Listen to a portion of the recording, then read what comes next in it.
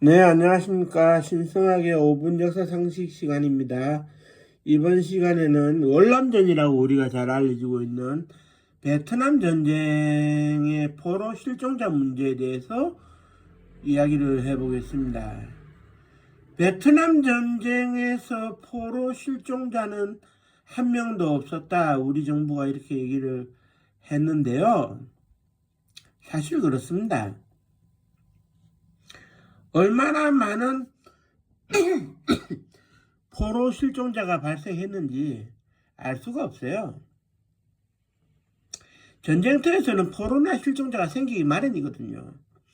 미국의 CIA의 그 랜드 보고서에도 그렇고 마이크로 필름상에도 포로 실종자가 많이 나오는데요. 우리는 왜 포로 실종자가 없는 것으로 나오고 남의 나라 문서에는 그렇게 한국군에 포로가 많이 있었다, 실종자가 많았다 이렇게 얘기가 나오느냐? 이렇게 보시면 됩니다. 간단하게 설명을 드리죠.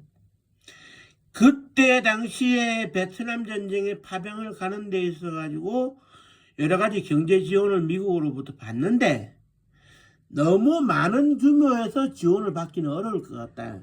선이 그어졌어요.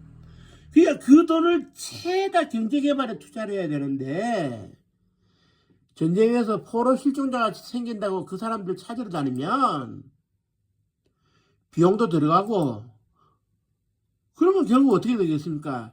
국가가 경제 개발을 해야 될 여력이 소진된다 이겁니다. 그러니까 박정희 대통령의 입장은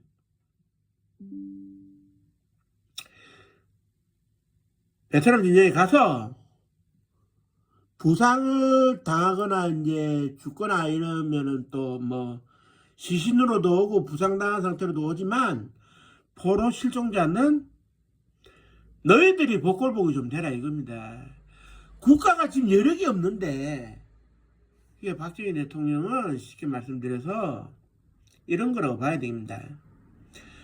베트남 전쟁에 연인은 32만 명을 파병할 때 국가가 여력이 없으니까 보건복지 대책을 못 세우지만 좀 가라. 너희들이 피 좀 흘려서 국가가 경제개발 좀 하면 안 되겠느냐는 이런 그 입장에서 월남에 보낸 겁니다. 우리가 가진 게 없는데 피라도 안 흘리면 언제 경제개발을 하느냐. 참으로 안타까운 일이죠. 국민들이 피를 흘려야만 경제개발이 된다면 안 하는 일만 못하는 거 아니겠습니까? 그 정부에서는요, 포로 실종자가 생겨도 찾지를 않았어요. 그런데 여력을 소비할 수가 없다고. 그러면 포로 실종이 되거나 북한으로 끌려간 사람은 억울한 거지. 가족들만 억울한 거지. 남아있는 가족들만. 베트남 전쟁이 그런 전쟁이었어요. 사실 그렇습니다. 내가 죽어도 내 육신은 조국에 돌아갈 수 있다는 확신이 없으면 돌격 앞으로가 안 되는 게 정상인데, 뭐 가진 게 없으니까 일방적인 국민들의 희생으로 경제개발 좀 하자. 그 경제개발 해가지고 지금 세대가 뭐 잘 먹고 잘 삽니까? 그렇지도 않지 않습니까? 그 열매와 공은 다 어디로 가고, 선성장을 했다고 해서 뭐 후분배를 한 것도 아닌데, 결국 월남에 가서 포로 실종이 되고 사라진 사람들만 억울한 거지.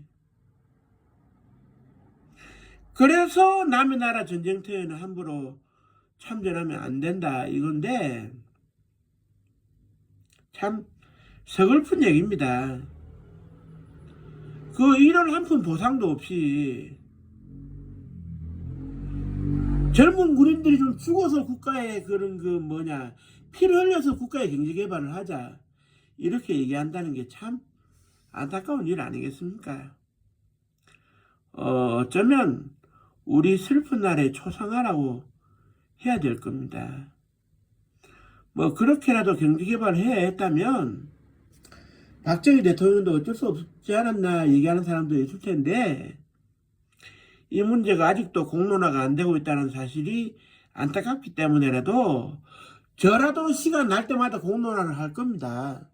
안학수 하사, 박성열 병장, 김인수 상병, 김인식 대위 등등 잊혀지신 분들을 당신들이 잊혀지지 않았다는 것에 대해 가지고 저라도 계속 이야기를 할 겁니다. 얘기를 해야 됩니다. 정부가 책임져야 됩니다. 지금의 정부가 그 옛날 정부의 영속성이 있는 이상 지금의 정부라도 책임져야 되거든요.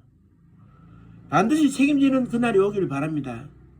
이상으로 방송을 마치겠습니다. 감사합니다.